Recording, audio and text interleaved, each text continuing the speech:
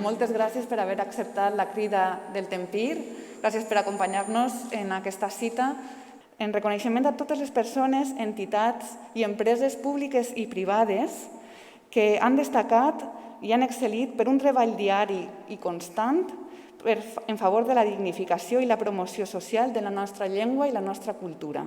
Coneixerem les trajectòries públiques d'una persona i de dues entitats que han destacat per dur a terme una tasca inclusiva i propositiva per a cohesionar lingüísticament i territorial el nostre país en tres àmbits diferents: Elx, el Mitjorn Valencià i el País Valencià.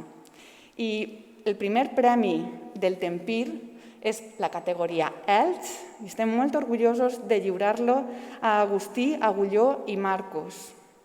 Lliuren aquest guardó Joan Carles Martí Casanova, primer president del Tempir, i Josep Miquel Oliver, tresorer del Tempir.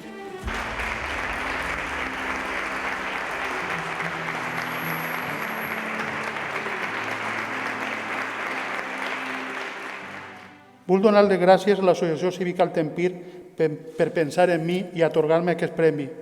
M'ha fet molta il·lusió, em sento molt orgullós d'estar aquí aquest dia i també estic molt agraït per ser el guanyador d'aquest premi, sobretot per el que significa l'Associació Cívica El Tempir.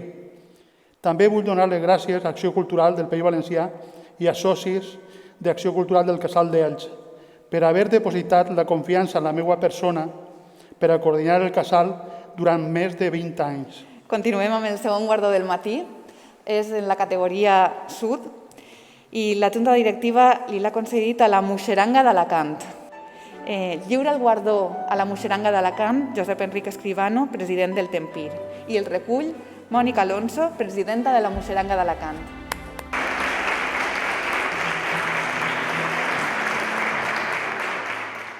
Ens ha encoratjat des de la millor manera possible i sense cap tipus de dubte ha sigut un al·licient per a que quan aquest drama d'aquesta pandèmia acabi tornem a retornar a la nostra activitat. Acabem amb la tercera categoria dels guardons que donem avui i és en la categoria de país al col·lectiu Ovidi Montllor.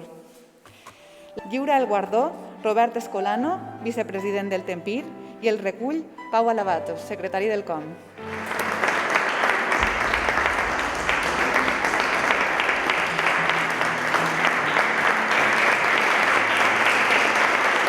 Bé, moltíssimes gràcies. Rebre aquest reconeixement de la nostra tasca ens fa especial il·lusió i ens encoratja a seguir cap endavant. Ningú sabrà que t'he estimat i encara m'hi tinc por que mossegué. Desesperat tot sol abandonat, davant una trista no desmuntaré.